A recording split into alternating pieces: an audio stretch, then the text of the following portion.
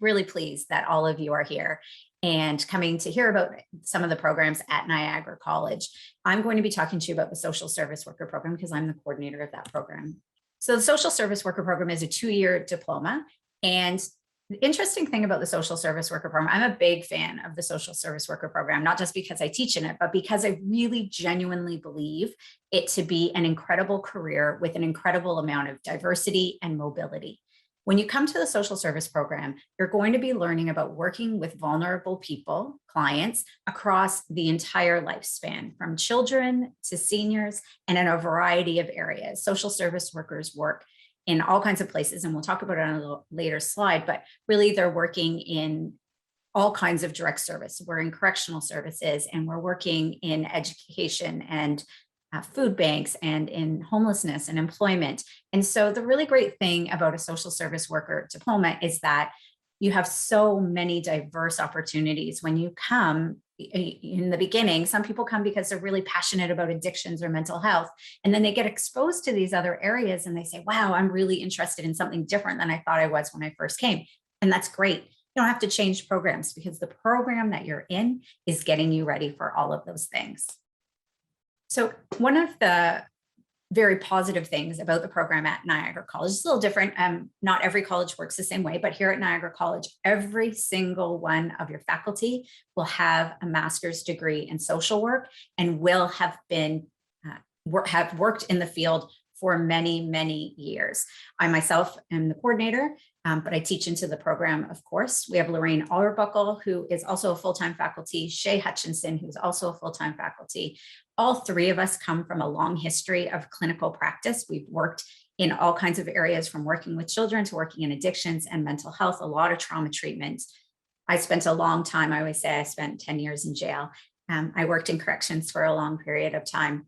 And then, of course, we have John Paul Goldsworthy, who is our field placement officer, and he helps and does an incredible job of connecting you all with your field placement opportunities. And one of our students, Sage Wolfcamp, is here, and she's going to talk to you in a little bit about her experience and about field placement.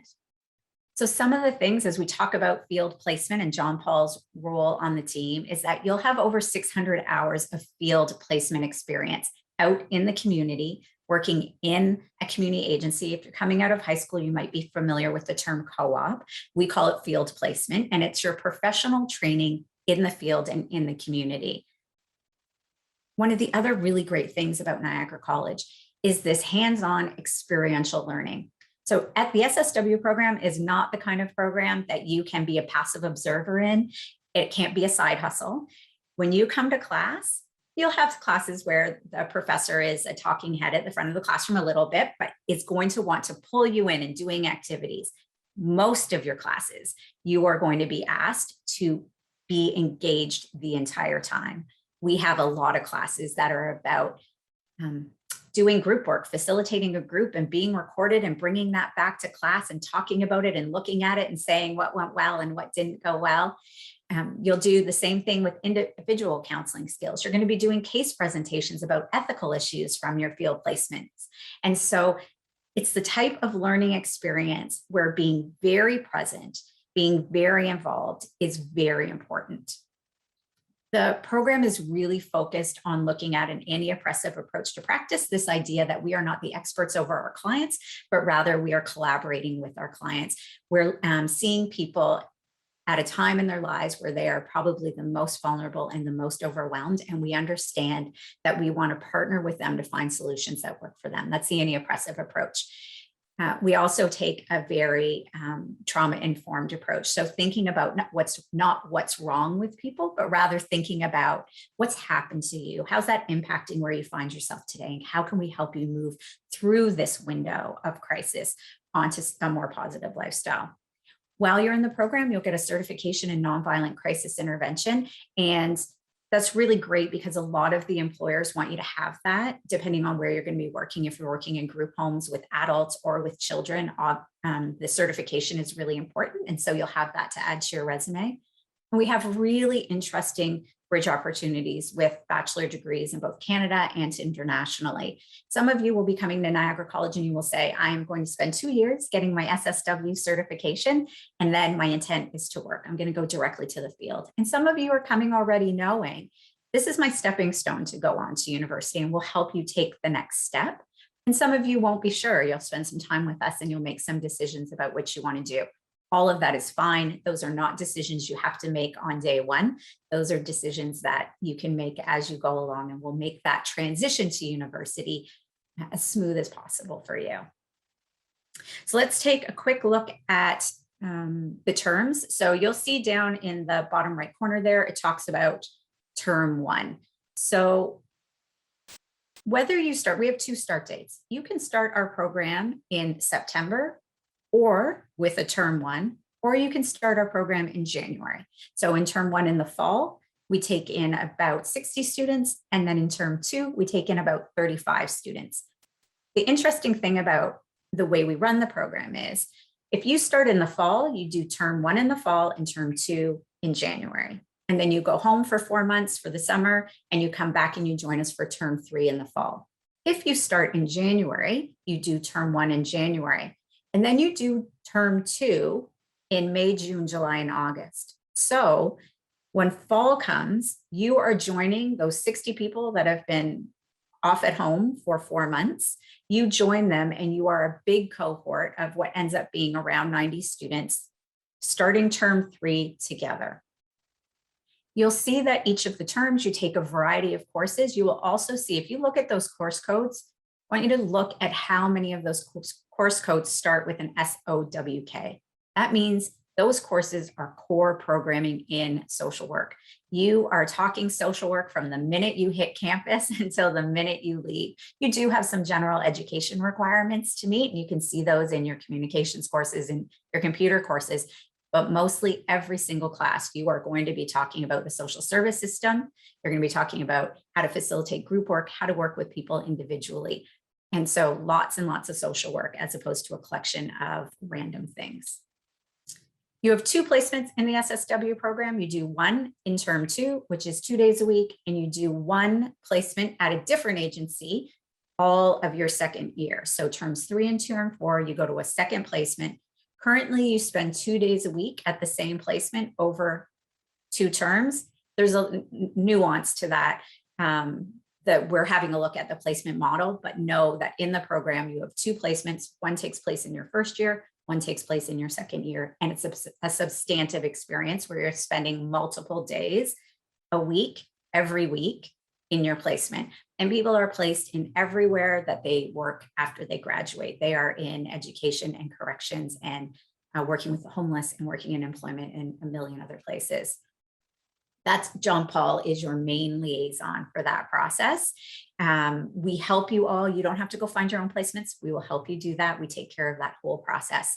And I will just quickly mention that we also have something called early leave for employment in the SSW program, and that takes place in the 4th term, your final term. If you become employed in the social service worker field and say, January, someone offers you a job, we will take your working hours in the social work field and credit them to your placement hours. And what we do is we help make space in your life for you to be able to accept those job opportunities when they become available to you. There are a lot of pieces to that that I won't go into now, but it's a really great opportunity for you to be able to get a head start on students in other programs to be able to grab that job when that job's available. You can do that as early as January of your final term. So this is the part where we hear from Sage. We hear from a current student. So Sage Wolfkamp is a term 3 student in our social service worker program. So Sage, can you talk a little bit about your experience in the program? Let's start with, did you start in September or January, Sage? So I started in September. I was a September start, and it was a very different experience because I graduated in 2020. So it was a lot of online. And my first placement actually in term 2 was an online placement. And instead of going in the field, I got to do different training videos and do different certificates. And it really ramped up my resume. So even though I wasn't able to have in-person experience, I really gathered a lot of knowledge in that term. I'm glad to hear that that was meaningful for you. That's not something we would normally do, but it is something we did to pivot during COVID, because we didn't want to hold our students up. We didn't want to say to them, I'm sorry, graduation is going to be delayed because we can't help you meet your placement requirements right now. So I'm glad to hear that you feel like that was really helpful.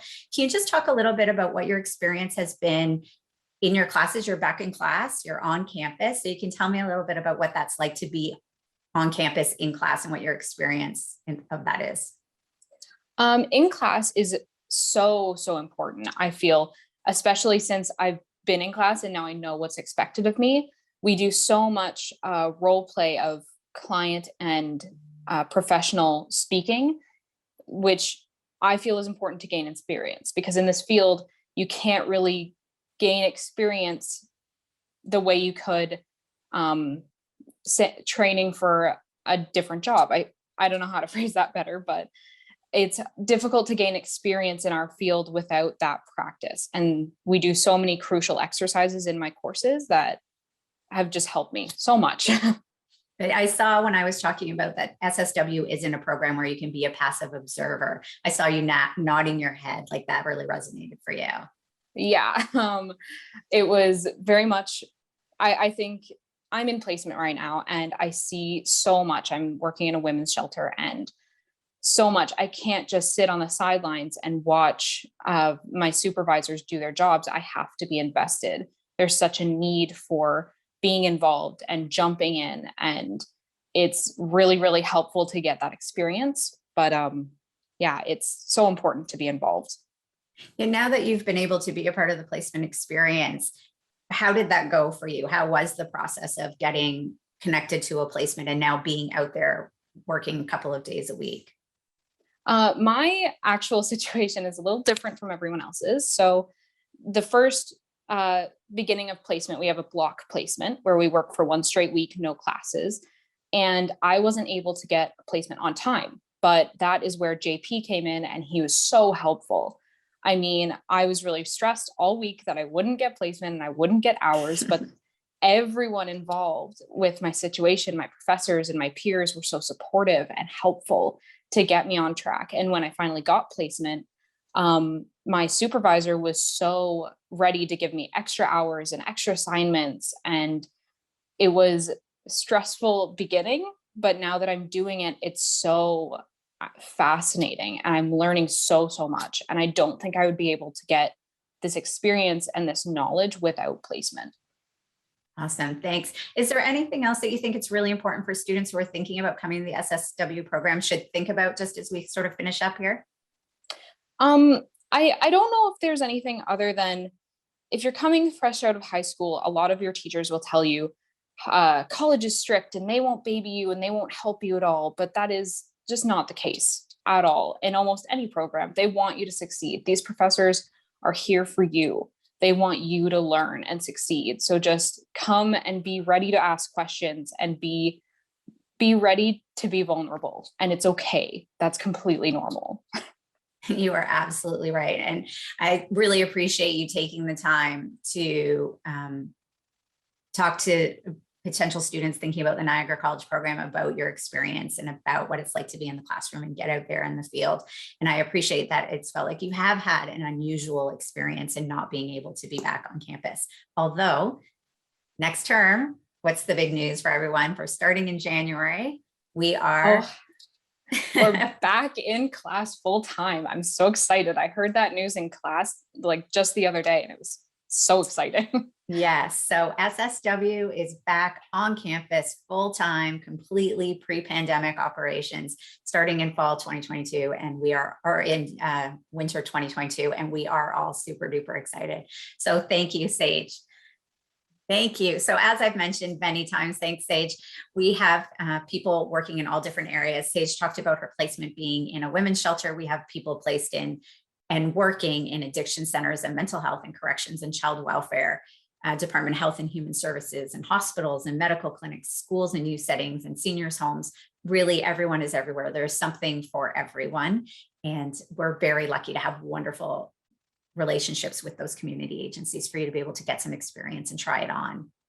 These are just some of the agencies that our students are now working at. And many times We will have students graduating and moving into jobs, either in places where they did their placement and they had great success. It happens often, often, often. And with the early leave for employment, what often happens is that people have done a placement somewhere and then they've been hired on, and that's why they're entering the early leave for employment.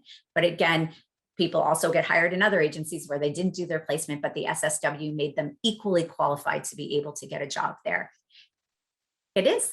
And I'm thrilled to have had a few moments of your time to talk about the program. I'm enthusiastic. I absolutely love the SSW program. Also love the correctional worker program.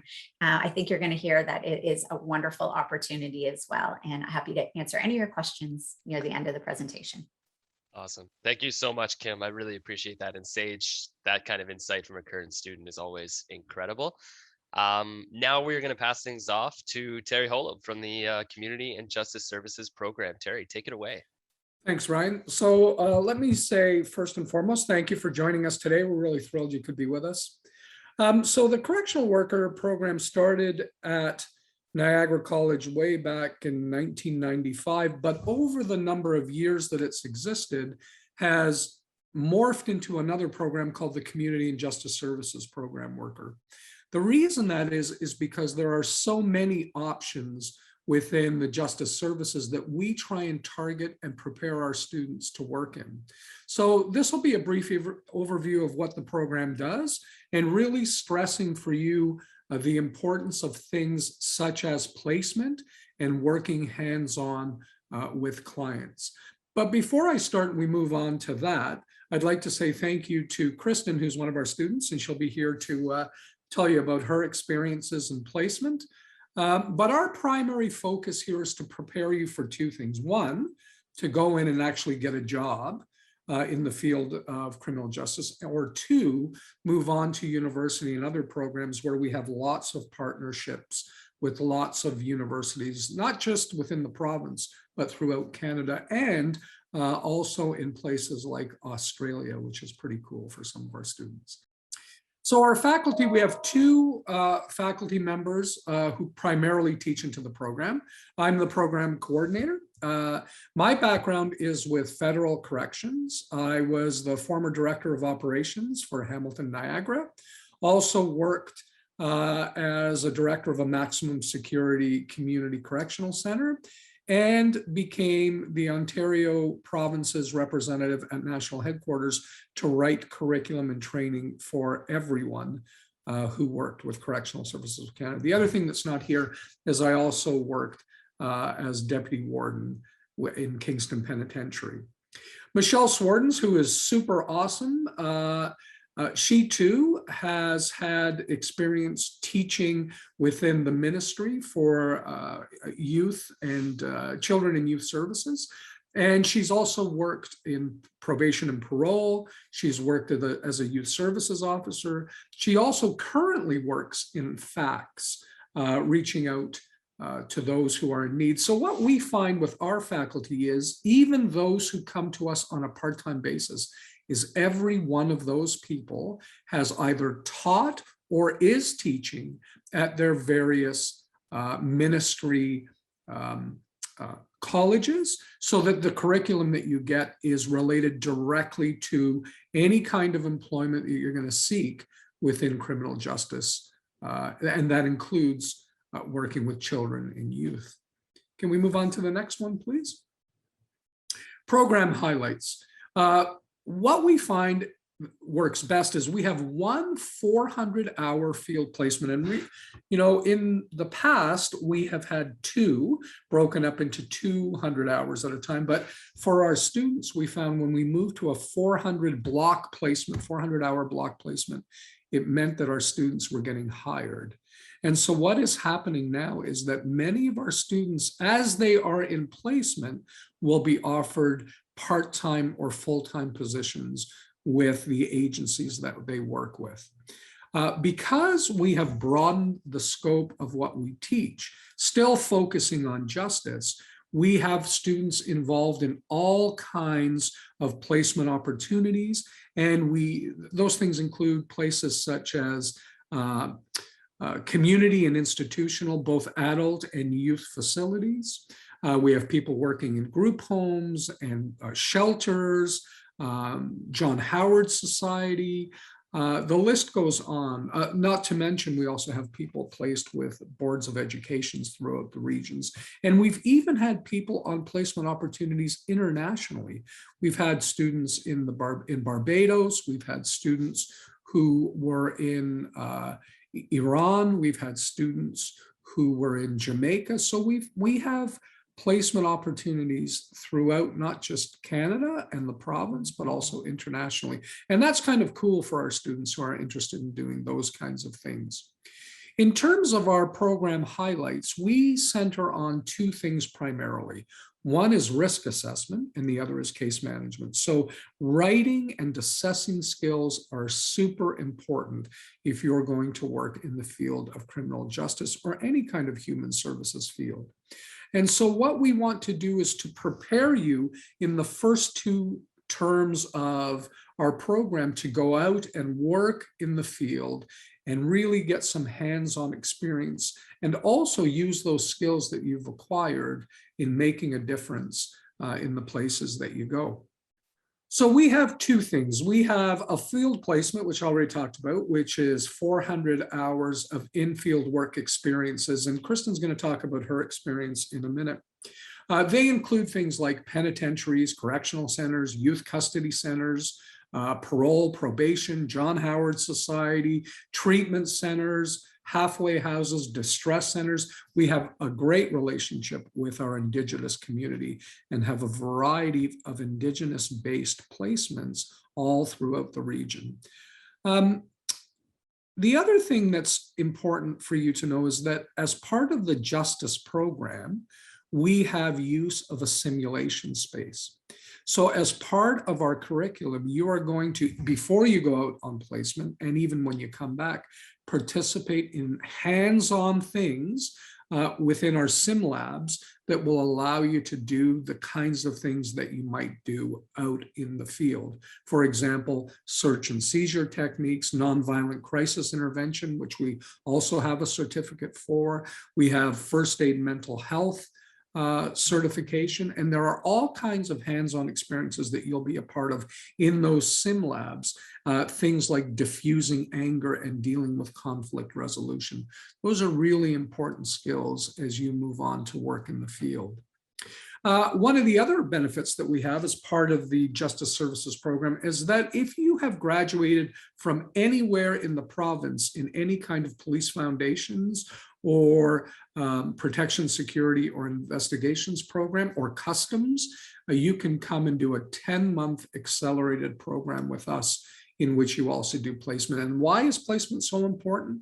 Because people want to know when they hire you that you've had that kind of hands-on experience with clients. And we truly, truly focus on that. In terms of our placement, we have a placement officer that works directly with each agency. We go out and visit you while you're there just to make sure that you are supported throughout the whole process. So what kind of career opportunities? I've kind of touched on that already.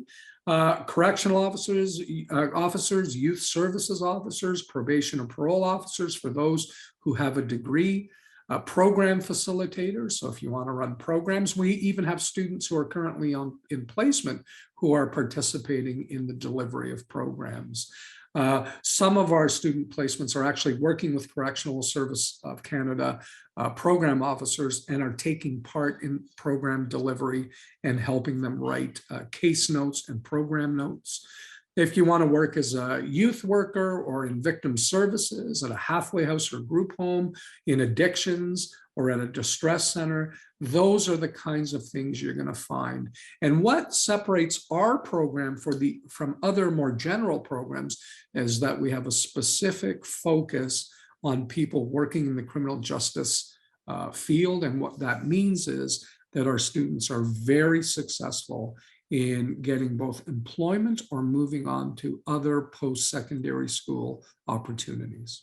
Graduate success. We have tons of our students who've been hired. And not only have they been hired, but many of them are now in supervisory positions with some of these agencies. So if you look at this list, I won't go through all of them, but you can see that it goes from correctional facilities to group homes to Indigenous organizations, not just here in Niagara, but throughout, as well as a number of social service agencies. And we are happy to have students hired and representing the program in each and every one of those placement opportunities and agencies that are listed here. You also note that for those people who are kind of interested in working in policing, we find that our students who want to go on to do police work or customs work have a much greater chance of being hired, because within our program, unlike some of the other justice programs, we offer that 400-hour placement, which those programs do not. And as I mentioned earlier, every potential employer is interested in knowing that you've worked with clients and have developed some sort of rapport while you do that. So I'd like to introduce Kristen now, and I want to first say thanks for being here. She's awesome, and I'll turn it over to her. Thank you, Professor Holub. Hi, everyone. So my name is Kristen, and I am in my 3rd semester at the Community and Justice Services program. It's been really great so far. So I am doing my placement right now at the Salvation Army Booth Center in St. Catharines.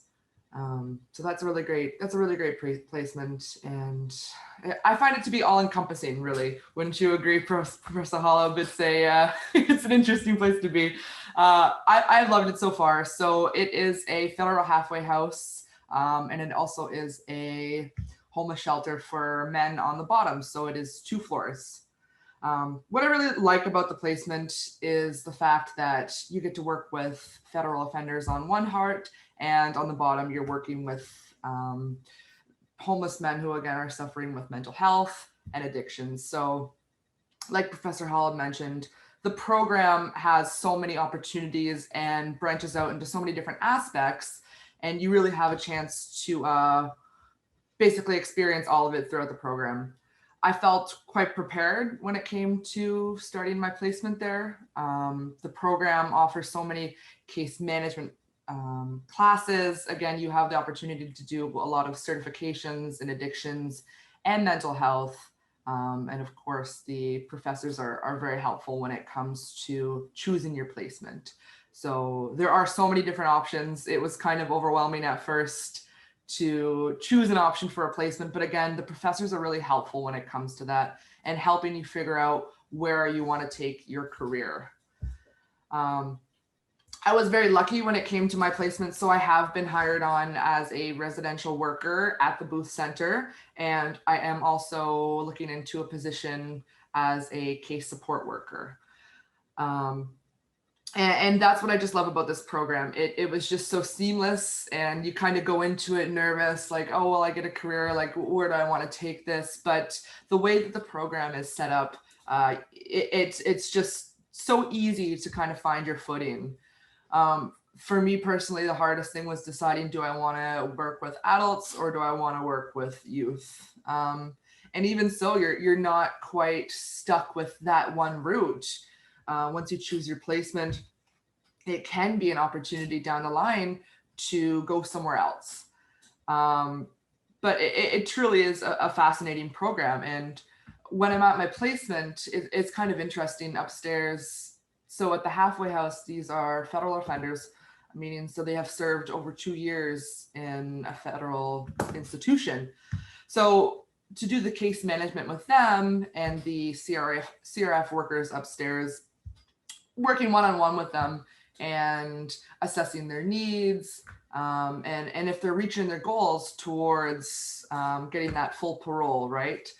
And then going downstairs, I'm working with the homeless men, and you kind of get to use basically your case management skills from upstairs and downstairs, right? Because your men downstairs, a lot of them, they do suffer with addiction. A lot of them do experience mental health issues, and of course the hardships of living on the streets. So you're using your case management in multiple ways there.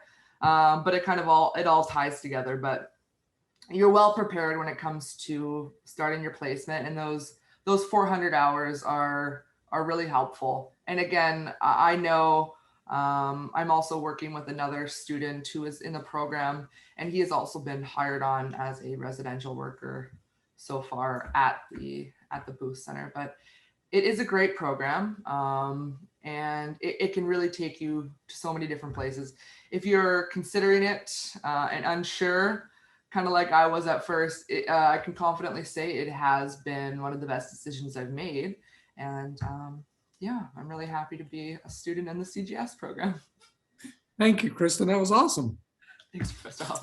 Can I just say before we finish, Ryan, that one of the things we're really fortunate to do within our program is that we work with each and every student individually. So in choosing placement opportunities for everyone, we want to make sure that it's the best fit for the student.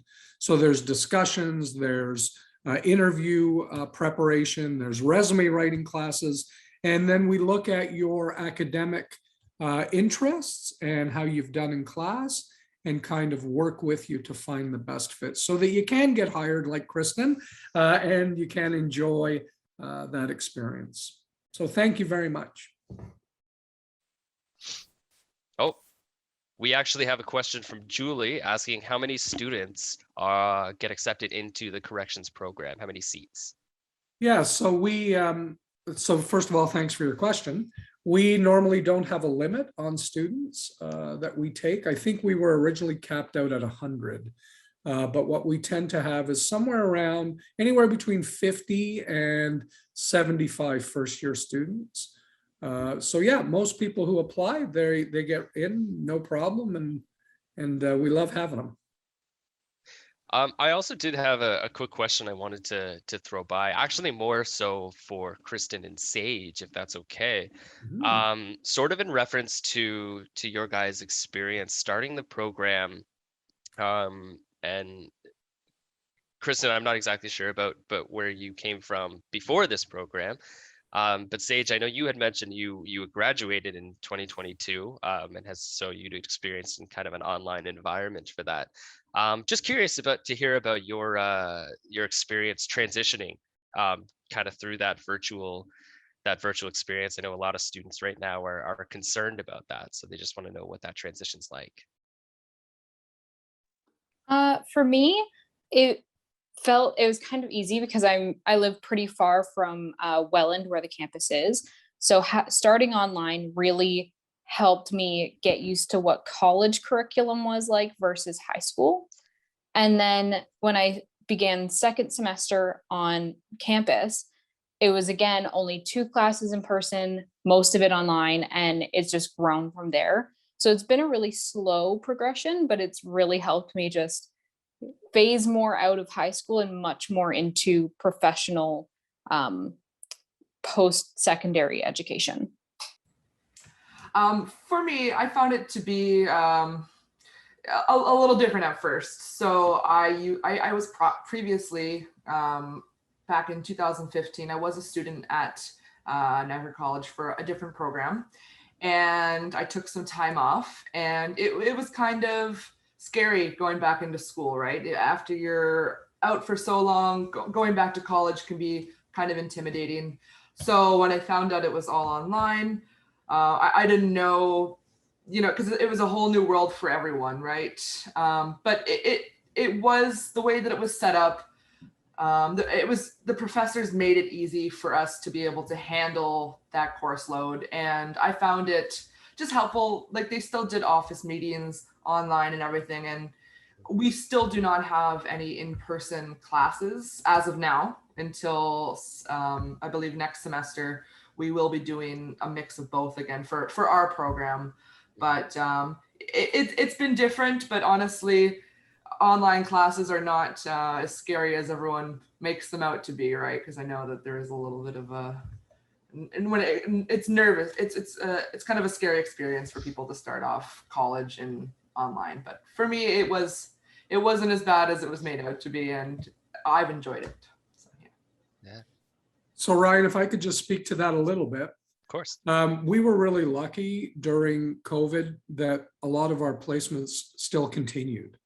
So even though most of our classes were online, our students were in placements online, in person. And that was awesome for them because it allowed them to still, experience some of the stuff that they would do if we were open. Currently, all our core courses starting in January are going to be in person. So all the case management courses, all the law courses for both youth and adult, that's all going to be in person, which I think will be awesome for the students. And what I just wanted to speaking to Kristen's, comment, we have lots of students who come back, right? Lots of students who've taken different avenues. And it's really important for us as a faculty, and I'm sure it's true for the social service worker program too. We take a personal interest in you, right? We want to make sure that you're successful in every way. So you're not just, left aside. We meet with you. We try and develop a plan for you. If you're having difficulties, we can, we can set you up with academic advisors, get you peer tutoring, all kinds of stuff to make sure that you're as successful as possible. And that's the beauty of Niagara College, is that I think we're all in that together. Kim and I have known each other for a long time, and we both, I think, have the same philosophy. Certainly all of our faculty do. This is a learning process, and so really important to help you through that and make your anxiety level a little more manageable, and to know that you're fully supportive and that we actually care. And here's the other thing about being a small program is we know everybody by name. So we personally know who you are, and we take great interest in making sure that you're successful. That's awesome. Yeah, you're absolutely right, Terry. And we do share the same philosophy. And to the point of Terry saying, we're invested in you. We're invested in you being successful. And I said to you earlier, you can't be a passive observer in SSW. We're going to be asking you to be doing. And I think corrections is the same. We're going to ask you to put yourself out there. Sage used the words, be vulnerable. It's all a part of the learning process. And some of you might be listening and say, oh my gosh, I have to do a lot of presentations, or, oh my gosh, I have to do case studies, like live simulations and things like that. You'd be like, that's not the program for me. It is the program for you, because we're going to help walk you through that. So I have students who come in and they say, I can't do a presentation in front of the class. They've never had to do it. They had accommodations all through high school. They may have one with us, and we'll say, okay, we'll work with that. And then next semester, I'm going to try and ask you to stretch a little. Right? So maybe first semester, you only do your presentation in front of me. But the next semester, I'm going to ask you to do it in front of me and a couple of friends you choose from class.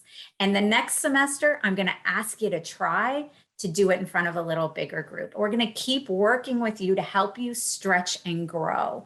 So the thing that feels like a giant challenge when you arrive with us, whether it's a subject area, whether it is a particular skill, we are invested in wanting to help you grow from the place where you started when you got to us. And we will make that, and Sage and Kristen, you can speak to that probably more clearly, that it's our intention to make that an experience where you feel very supported in facing those challenges, as opposed to making demands on you that feel really threatening. We want to support you in that. We want to help you grow, because we want you to be the best you can when you leave us. Can I just announce something for our program, Ryan? Is that okay? Yeah, please, by all means. Yeah, so we're part of a provincial coordinators group where 22 colleges meet and talk about community and justice services. So there's two awesome things that are currently happening. Working with the ministry, the youth ministry for youth corrections, we have a student from all those colleges, so one or two students from all those colleges who have been chosen to work directly in developing and helping to develop programs for individuals who are incarcerated in youth facilities. So between that group of 22 colleges, we've chosen one or two students who are now working with the ministry in developing a program where they can work with youth directly in terms of helping them with their education and vocational experiences. So that's one thing that's happening. The other thing that we're going to do within that group is develop for students the opportunity to attend criminal justice symposiums and meetings as a representative of this program. So coming up this summer, we will be inviting students to come to our provincial coordinators meeting and then equipping them in developing a program where they can get together with other students to talk about the field of criminal justice, all those things that are happening, and then to attend a criminal justice symposium with, you know, some pretty heavy hitters from both the province and federal corrections who are going to be there. So it's great exposure for our students, and it makes them so marketable as a result of those kinds of experience. So we're super excited. So Kristen, you should keep that in mind. That's a very, very cool update, Terry. Thank you very much for that. I you're appreciate welcome. it. I also, oh, sorry, Kim. Yeah, did you want to No, elaborate? sorry, Ryan. Nope, you finish your thought and I'll share mine Yeah. if there's time. I just wanted to see, I actually wanted to ask Terry if I know Terry, you had just answered a question that Julie had in the Q&A. I wonder if that's something you wanted to elaborate on a little bit to see in case any other students are wondering. Anyone who's interested in those kinds of one-off programs that are available, that you can do that through continuing ed, right? So even though you're not necessarily a student within the program, you can go to continuing ed, register, and do those programs. The great thing about those courses are, if they are equivalents to what we offer, I'm sure that's true for social service worker too, you know, we'll give you exemptions are the wrong, we'll give you credit for those courses that are applicable. And so you can then enroll full-time into a program, and you'll have some courses that you're exempted from, which is also true of other colleges and universities, right? If you have courses that meet the learning outcomes of a particular course, then you'll get credit for that. Awesome. Yes, you're right, Terry. It is the same in SSW. Absolutely. Good stuff. So I was hoping I could just take a minute, Ryan, if it's okay, to talk about, often when people approach the social service worker program, they don't understand the difference between doing 2 years at college and becoming an SSW or social service worker, or going to university and doing 4 years and becoming a bachelor of social worker or BSW. And they say, what's the difference with that? Like, why would I choose one over the other? And so the area of social work is a regulated profession. We have a body, it's the Ontario College of Social Workers and Social Service Workers. And whether you go to college and become an SSW, go to university and become a BSW, we're all a part of that same college. We're all bound by the same code of ethics. Our profession is overseen by the same college. What's different tends to be the types of jobs that we do. So when you graduate as an SSW, typically you're working very grassroots kind of jobs, like in the women's shelter that Sage was talking about, although there are BSWs there as well. Often they're in food banks, they're working on the front lines of group homes and in mental health and those types of things. When people move into their 40, and people will say, that's fantastic, I love that work, I'm passionate about that work, that's where I want to be. Other people say, I want to do some different things. So typically the BSWs and the MSWs, so MSWs are the master's degree in social work, tend to have private practices. They work in lots of other places as well, but usually to have a private practice, you need to have that master's degree. And in the middle there, those bachelors of social work, that tends to be the requirement to do things like working in government jobs. So if you want to work for a school board as a social worker, that's a BSW. In a hospital is going to be a BSW or an MSW. Working in child welfare as a child protection worker is going to be a BSW or MSW. So depending on sort of what you're passionate about, how much time you want to spend in school, what you want to do. As I said, many of our students do 2 years with us, and we have agreements with university where the 2 years you do with us get credited to 2 years of university. And so then you're going off and, quite frankly, paying university fees for 2 years, not 4. And as well, the students who do SSW to BSW say they feel light years ahead of their peers when they get to their BSW degree, because if you do a BSW starting in university with year 1, you're going to do a whole collection of a bunch of gen eds. You're going to do a biology and a organizational behavior and all those kinds of things. And then you won't really in university start talking a lot of social work until your 3rd year. Well, when our students graduate from us and go to 3rd year at the university, they've been talking about social work for 2 years. They say by the time they get to university, they feel like they have so much more history, so much more background. They have 2 placements under their belt. They have a wealth of experience to take to their degree with them. And so for those that want to move on, they find having that SSW really, really great experience. Thanks, Kim, Ryan. touching, actually kind of growing on that answer that you just gave, Ethan has a question in the chat. Okay, I'm in just looking terms at it now. Yeah. Yeah, it's kind of comparing that BSW or BSA for the social work to maybe human services or psychology, sociology. What are the differences there? Okay, so I'm going to tell you, I don't have a strong opinion on too many things, but I have an extremely strong opinion about degrees if you want to be a social worker. And the reason I have that is because the reality is I assume you're coming to school because you want to work. If you want to be a social worker, if you say, I want to be a social worker, that's the title I want to use, you must have a social work degree. There is no other diploma or degree that you can do that will let you be in a job where when you meet your client, you say, hi, I'm Kim Chapman. I'm the social worker here at ABC agency. And so when you transition from us to something else, if you say, I know absolutely I want to be a social worker and nothing else, then you need to be applying into a Bachelor of Social Work program. There are amazing programs out there that are so interesting. A BA in Women and Gender Studies, great programs, so much good learning.